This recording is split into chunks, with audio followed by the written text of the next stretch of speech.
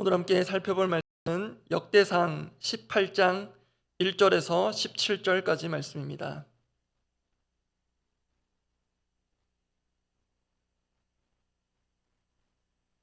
역대상 18장 1절에서 17절까지 말씀입니다.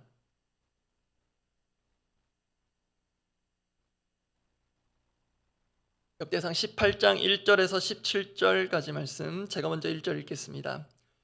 그 후에 다윗이 블레셋 사람들을 쳐서 항복을 받고 블레셋 사람들의 손에서 가드와 그 동네를 빼앗고 또 모압을 치매 모압 사람이 다윗의 종이 되어 조공을 바치니라. 소바왕 하다데셀이 유브라데 강가에서 자기 세력을 펴고자 하매 다윗이 그를 쳐서 하맛까지 이르고 다윗이 그에게서 병거 1000대와 기병 7000명과 보병 20000명을 빼앗고 다윗이 그 병거 100대의 말들만 남기고 그 외의 병거의 말은 다 발의 힘줄을 끊었더니 다메섹 아람 사람이 소바왕 하닷에셀을 도우러 온지라. 다윗이 아람 사람 22000명을 죽이고 다윗이 다메섹 아람에 수비대를 두매 아람 사람이 다윗의 종이 되어 조공을 바치니라. 다윗이 어디로 가든지 여호와께서 이기게 하시니라. 다윗이 하닷에셀의 신하들이 가진 금방패를 빼앗아 예루살렘으로 가져오고 또 하닷에셀의 성읍 디브앗과 군에서 심이 많은 놋을 빼앗았더니 솔로몬이 그것으로 놋대야와 기둥과 놋그릇들을 만들었더라. 하맛 왕 도우가 다윗이 소바 왕 하닷에셀의 온 군대를 쳐서 무찔렀다 함을 듣고 그의 아들 하도람을 보내서 다윗 왕에게 문안하고 축복하게 하니 이는 하닷에셀이 벌써 도우와 맞서 여러 번 전쟁이 있던 터에 다윗이 하닷에셀을 쳐서 무찔렀음이라. 하도람이 금과 은과 놋의 여러 가지 그릇을 가져온지라. 다윗 왕이 그것도 여호와께 드리되 에돔과 모압과 암몬 자손과 블레셋 사람들과 아말렉 등 모든 이방 민족에게서 빼앗아온 은금과 함께하여 드리니라. 스루야의 아들 아비새가 소금 골짜기에서 에돔 사람 18,000명을 쳐 죽인지라. 다윗이 에돔의 수비대를 두매 에돔 사람이 다 다윗의 종이 되니라. 다윗이 어디로 가든지 여호와께서 이기게 하셨더라. 다윗이 온 이스라엘을 다스려 모든 백성에게 정의와 공의를 행할세. 스루야의 아들 요압은 군대 사령관이 되고 아힐룻의 아들 여호사밧은 행정장관이 되고 아이두베의 아들 사독과 아비아달의 아들 아비멜렉은 제사장이 되고 바오사는 서기관이 되고. 함께 읽습니다. 여호야다의 아들 브나야는 그렛 사람과 블렛 사람을 다스리고 다윗의 아들들은 왕을 모시는 사람들의 우두머리가 되니라. 오늘 본문은 다윗이 승승장구하는 모습을 담고 있습니다. 그 승리의 비결에 대해 역대기 저자가 반복적으로 사용하는 표현이 있습니다. 그것은 여호와께서 이기게 하셨다라는 것입니다. 오늘 보면 역대상 18장 6절과 13절에 해당되는 부분들만 제가 읽어드립니다. 6절의 뒷부분입니다. 다윗이 어디로 가든지 여호와께서 이기게 하시니라. 13절 마찬가지로 뒷부분 다윗이 어디로 가든지 여호와께서 이기게 하셨더라. 이처럼 우리도 하나님께서 승승장구하게 하시는 인생이 되기를 바랍니다. 그런데 정말 그렇게 되기를 바란다면 그 바람을 우리에게서 다음 세대로까지 이어가고 확장할 필요가 있습니다. 그게 진정한 승승장구 아니겠습니까? 그런 점에서 앞서 확인한 다윗이 어디로 가든지 여호와께서 이기게 하셨더라 해서 그 다윗 이름 자리에 우리 자녀들의 이름 또는 우리가 맡고 있는 다음 세대들의 이름을 넣어서 믿음으로 선포해 보면 어떨까요? 진아가 어디로 가든지 여호와께서 이기게 하셨더라. 선아가 어디로 가든지 여호와께서 이기게 하셨더라. 그리고 이 자리에 계신 분들 제가 이름을 빌려서 선포하면 아론이가 어디로 가든지 여호와께서 이기게 하셨더라. 우리 영욱이 용주 어디로 가든지 여호와께서 이기게 하실 것입니다. 이러한 소망과 바람이 우리에게서 다음 세대에게까지 이어져 가기를 기대할 수 있는 그 근거가 오늘 본문에 있습니다. 그것을 본문의 맥락과 그리고 역사적 맥락 속에서 좀 더 깊이 살펴보고 함께 기도하고자 합니다. 오늘은 원메시지로 나누려고 합니다. 승승장구하는 다음 세대를 위해 첫 번째이자 원메시지는 다음 세대에게 미련이 아닌 미래를 남기라입니다. 승승장구하는 다음 세대가 되기를 바라는 마음으로 우리 지금 세대 어른 세대들이 다음 세대에게 미련이 아닌 미래를 남겨야겠습니다. 오늘 말씀을 준비하는 가운데 하나님께서 제 마음에 강하게 남겨주신 문구입니다. 미련이 아닌 미래를 남기라. 참고로 성경을 펴두고 있을 때가 아니라 버스를 타고 가는데 이 표현이 강하게 왔습니다. 이와 관련해서 오늘 본문에 상당히 이례적이라고 할 수 있는 기록이 있습니다. 오늘 보면 역대상 18장 7절 8절인데요. 제가 읽어드립니다. 다윗이 하다데셀의 신하들이 가진 금방패를 빼앗아 예루살렘으로 가져오고 또 하다데셀의 성읍 디브앗과 군에서 심이 많은 옷을 빼앗았더니 솔로몬이 그것으로 놋대야와 기둥과 놋그릇들을 만들었더라. 이 구절이 이례적인 이유는 일단 지금 역대기 저자가 다윗 왕국 시대의 역사를 다루고 있는데요. 그의 뒤를 이을 솔로몬이 한 일에 대해서 지금 앞당겨서 첨언하고 있다는 점, 이것이 이례적입니다. 참고로 본문 당시 시점에서 솔로몬은 다윗의 후계자로 확정된 상황도 아니었고요. 아예 태어나지도 않았습니다. 게다가 이 구절이 이례적이자 특별한 것은 솔로몬이 만든 것들 때문입니다. 솔로몬이 만든 놋대야, 기둥, 놋그릇들은 모두 성전 기물들입니다. 특히 이 기록은 앞선 역대상 17장에서 다윗이 성전 건축을 꿈꿨으나 하나님께서 막으신 맥락과도 연결이 됩니다. 즉 다윗이 꿈을 꾸었지만 다윗 자신의 당대에는 이루지 못한 성전 건축, 그것이 다윗의 뒤를 이을 솔로몬 때에 이루어졌다는 것입니다. 그런데 그것을 역대기 저자가 솔로몬 시대보다 한 시대 앞당겨서 다윗 시대에 해당하는 본문에 마치 예고편처럼 미리 기록해 두고 있다는 것입니다. 그러면 그 이유가 무엇일까요? 이전과 관련해 한 가지 확인할 것이 있습니다. 여러분, 이스라엘의 성전은 누가 지은 것입니까? 일반적으로 성전을 건축한 이의 이름을 붙여서 솔로몬 성전이라 합니다. 나중에 재건된 성전은 스룹바벨 성전이라 하고요. 신약 시대에는 헤롯 성전 이렇게 부릅니다. 솔로몬 시대에 성전이 처음 건축된 것 맞습니다. 그러면 조금 더 구체적으로 질문해 봅니다. 솔로몬 성전은 솔로몬 자신의 힘만으로 세워진 것일까요? 그렇지 않다는 데 대한 근거와도 같은 말씀이 오늘 본문입니다. 앞서 보았던 역대상 18장 7절 8절을 제가 다시 읽어드립니다. 다윗이 하다데셀의 신하들이 가진 금방패를 빼앗아 예루살렘으로 가져오고 또 하다데셀의 성읍 디브앗과 군에서 심이 많은 놋을 빼앗았더니 솔로몬이 그것으로 놋대야와 기둥과 놋그릇들을 만들었더라. 지금 솔로몬이 성전을 짓고 또 그 성전에서 사용할 기구들을 만들었는데요. 그 재료를 준비한 자가 누구입니까? 실제로 다윗은 나중에 솔로몬이 바로 착공에 들어가면 될 정도로 만반의 준비를 갖춥니다. 게다가 다윗은 주변의 거의 모든 대적들을 평정합니다. 그게 오늘 본문 내일 본문입니다. 그렇게 다윗은 솔로몬이 주변의 방해 없이 성전 건축에만 집중할 수 있는 그런 평화의 시대를 조성해 두었습니다. 그러고 보면 하나님께서 다윗이 성전을 건축하고자 한 그 꿈을 완전히 거절하신 것 같지는 않습니다. 해당 구절을 다시 봅니다. 지난 월요일 본문이었는데요. 역대상 17장 3절 4절입니다. 그 밤에 하나님의 말씀이 나단에게 임하여 이르시되 가서 내 종 다윗에게 말하기를 여호와의 말씀이 너는 내가 거할 집을 건축하지 말라. 이 말씀으로 인해 실제로 다윗은 성전을 짓지 못했습니다. 그렇다고 하나님께서 다윗에게 너는 성전 건축은 꿈도 꾸지 마, 손도 대지 말라, 아주 그 꿈을 짓밟으신 것도 아닙니다.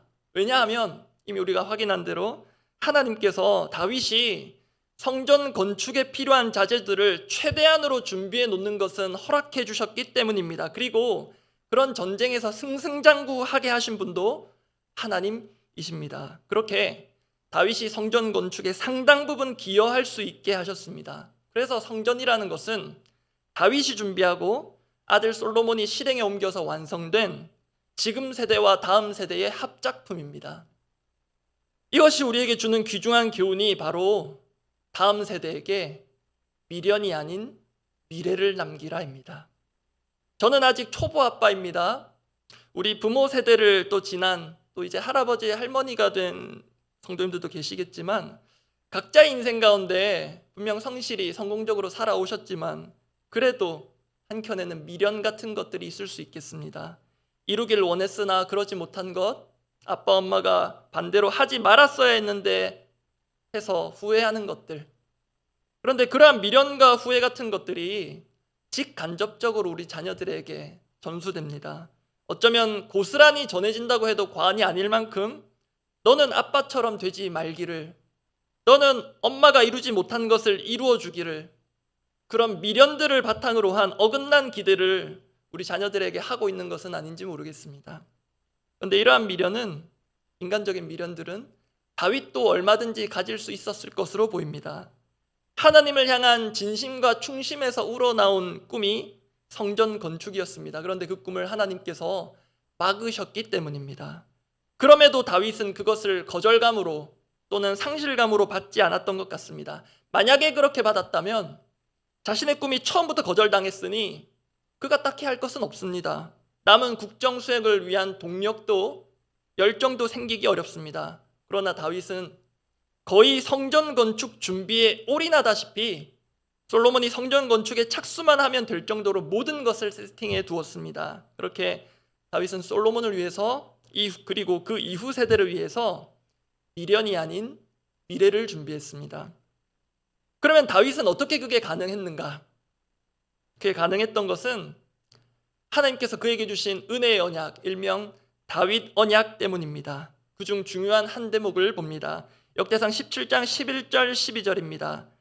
내 생명의 연한이 차서 내가 조상들에게로 돌아가면 내가 내 뒤에 내 씨 곧 내 아들 중 하나를 세우고 그 나라를 견고하게 하리니. 12절은 함께 읽어보겠습니다. 그는 나를 위하여 집을 건축할 것이요 나는 그의 왕위를 영원히 견고하게 하리라. 우선 궁극적으로 이 말씀은 예수 그리스도 안에서 완전히 그리고 최종적으로 성취됩니다. 그런데 여러분, 하나님의 말씀의 성취라는 것은 이러한 먼 훗날에 궁극적 성취만 있는 것이 아닙니다. 실제 역사 가운데 1차적으로 또 2중, 3중으로 계속해서 성취되어 가는 것이 하나님의 말씀이요 그 말씀의 능력입니다. 그 점에 있어서 내가 내 뒤에 내 씨 곧 내 아들 중 하나를 세우고 그는 나를 위하여 집을 건축할 것이요, 이 말씀의 1차적 성취는 솔로몬 시대에 이루어졌습니다. 그래서 앞서 하나님께서 성전 건축을 하고자 했던 다윗을 막아서며 나단 선지자를 통해 주신 응답이 실은 노가 아니었습니다. 엄밀히 말하면 not you but your son, 이것이 다윗의 꿈을 넘은 하나님의 꿈입니다. 다윗은 자신의 때에 자신이 다 이루고자 했다면 하나님은 더 멀리 보고 계셨습니다. 그렇게 아버지 세대가 준비한 성전 건축의 자재들 그리고 평정된 주변 환경들 그 위에 그를 이은 솔로몬 세대가 성전 건축에 착공하고 완공하게 하는 것, 그게 하나님의 꿈이었습니다. 그래서 그 꿈을 보고 믿음으로 받아내는 자는 자신의 꿈이 좌절된 것에 대한 미련이 아니라 그 꿈을 이어가게 하실 하나님을 바라보며 다음 세대를 위한 미래를 남기고 이를 위해 준비할 수 있을 것입니다. 이것이 내가 내 뒤에 내 씨, 내 아들 중 하나를 세우고 그는 나를 위하여 집을 건축할 것이요 라는 약속의 말씀이자 하나님의 꿈의 1차적 성취인데요. 근데 이 꿈이 솔로몬 이후 또 한 번 역사적으로 성취됩니다. 그런데 이번에는 거절 정도가 아니라 좌절, 절망적인 상황에서 성취됩니다. 그것이 바로 성전 재건, 바로 지금 우리가 보고 있는 역대기 저자인 에스라를 위시한 포로기한 공동체를 통해 성취되었습니다. 그런데 참 묘하게도요, 이 두 번째 성전, 일명 스룹바벨 성전이라 불리는 이 성전 재건도 첫 번째 솔로몬 성전 건축 때와 유사한 상황 가운데 진행됩니다. 첫 번째 성전 건축의 자재들은 다윗 앞에 굴복한 피지배국들로부터 받은 조공, 또 그들과 싸워 이긴 전리품이 주된 출처였다면 성전 재건의 자재는 지배국 바사 제국의 전폭적인 호의에 의해서 마련되었습니다. 그리고 앞서 솔로몬이 성전 건축에 주력할 수 있었던 환경을 아버지 다윗이 마련해 주었다면 성전 재건은 세계를 지배한 바사 대제국의 왕 고레스의 호위하에 이루어질 수 있었습니다. 다만 그렇게 성전 재건이 착수되기까지 이스라엘은 처절한 좌절을 경험했습니다. 나라가 무너지고 성전이 파괴되고 백성들은 포로로 끌려갑니다. 그러한 상황 가운데에서 과연 이 다윗 언약이 여전히 유효한가? 파기된 것 아닌가? 이미 무너진 하나님의 집, 하나님의 언약 공동체가 다시 세워질 수 있을 것인가? 그러한 뼈저린 좌절을 겪은 후 이 다윗 언약의 말씀은 여전히 살아 성취되고 있음을 성전 재건 공동체가 또 한 번 경험한 것입니다. 그리고 그 성전 재건은 지금도 계속되고 있습니다. 오늘 우리의 표현으로 옮기면 주님이 기뻐하시는 교회, 주님의 몸된 교회를 건강하게 세워가는 것, 그 성취를 또 한 번 경험할 사람들이 우리들입니다. 그런데 이건 역시 우리의 힘으로 되지 않습니다. 오히려 우리는 쉽게 상처받습니다. 내 꿈과 제안이 거절된 것에, 이루어지지 못한 것에 좌절하고 그런 미련과 후회 상처로 삶과 사역을 채워나가기가 참 쉽습니다. 그런데요, 다윗도 거절을 경험하고 포로기한 공동체는 나라가 망하는 좌절을 경험했습니다. 그럼에도 다윗도 포로기한 공동체도 다음 세대에게 미련이 아닌 미래를 남기고 준비하는 것이 가능했던 것은 각자에게 그런 위기 극복의 능력이 있었다기보다 그들이 받은 하나님의 영원에 걸친 약속의 말씀이 있었기 때문입니다. 그 영원 앞에 바로 선 자는 순간에 불과한 자신의 꿈을 기꺼이 내려놓을 수 있습니다.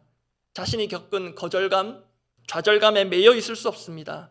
그래야만 비로소 진정한 꿈, 내 꿈을 넘어 하나님의 꿈을 꾸고 미래를 위해 실질적인 준비를 할 수 있을 것입니다. 그렇게 우리 다음 세대에게 미련이 아닌 미래를 남기고 준비하는 지금 세대가 되기를 바랍니다. 기도하겠습니다. 오늘은 성경 구절이 아니라 유명한 책 가운데 한 구절을 가져왔는데요. 영원한 것을 위해 영원하지 않은 것을 버리는 자는 바보가 아니다. 읽어보신 분 있을지 모르겠는데 전능자의 그늘이라는 선교 분야의 베스트셀러 중 한 책이 있습니다. 짐 엘리엇이라는 남편 선교사가 에콰도르에 있는 식인 부족, 아우카족이라고 하는 식인 부족에게 제대로 된 선교 사역을 채 펼치기도 전에 그 부족들에 의해 살해되고 잡아먹힙니다. 그 사건이 당시 미국 언론에 대서특필되었는데요. 헤드라인 제목이 이것이었습니다. What a waste. 이 무슨 허비인가. 왜냐하면 짐 엘리엇과 함께 순교한 그 동력자들이요, 장래가 촉망되는 젊고 유능한 인재들이었기 때문입니다. 그런데 그 짐 엘리엇이 제대로 펼치지도 못한 사역을 이어서 그 시리긴 부족을 결국 변화시킨 사람이 그의 아내 엘리자베스 엘리엇입니다. 그녀가 남편의 사후, 남편이 남긴 기록들을 엮어서 나온 책이 이 전능자의 그늘입니다. 그 책을 열면 이런 묵직한 문구가 나옵니다. 영원한 것을 위해 영원하지 않은 것을 버릴 줄 아는 자는 바보가 아니다. 하나님이라는 영원, 하나님의 영원한 약속의 말씀을 정말 믿음으로 받은 자는 내 때의 모든 것이 내 뜻대로 이루어져야 한다는 좁은 시야, 좁은 생각, 좁은 마음, 그러한 아집에서 벗어날 수 있을 것입니다. 그런 마음으로 이렇게 기도하면 좋겠습니다. 우리는 영원한 하나님의 약속을 받은 자로서 그 은혜 가운데 살아가는 사람들입니다. 그렇기 때문에 영원하지 않은 것에 미련과 후회 같은 것들에 매여 살 수 없습니다. 순간을 넘어 영원을 소망하게 하는 그 하나님의 약속의 말씀에 사로잡혀서 오늘 하루만큼이라도, 오늘 하루만큼의 말씀의 성취를 맛보며 살기 원합니다. 그렇게 우리 자신을 돌아보며 우리 다음 세대의 미래를 내다보며 함께 기도하겠습니다. 하나님 아버지,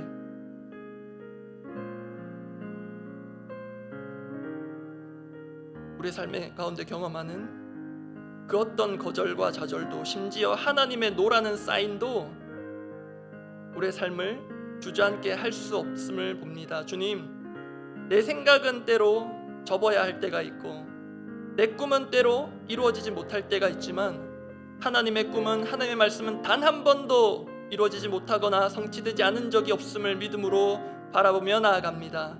때로 하나님께서 노라고 하실 때 더 긴 것을 내다보시는 하나님의 그 영원의 말씀 앞에 내 마음의 좌절감들을, 거절감들을 잘 다스리고 하나님 앞에 다시 한번 오늘 하루 내 역할들을 찾아서 다음 세대를 위한 미래를, 또 그것이 오늘 우리 자신을 위한 미래임을 알고 성실하게, 또 꿋꿋하게, 또 우직하게, 묵묵하게 순종의 길을 걸어갈 수 있도록 우리에게 지혜를 더하여 주시옵소서. 주님, 우리가 마땅히 꾸어야 할 하나님의 꿈이 있다면 그 꿈을 우리에게 분명하게 선명하게 이식시켜 주시고 그 꿈 바라보며 한 걸음 한 걸음 내딛는 우리 모든 더사랑 공동체가 되게 하여 주시옵소서.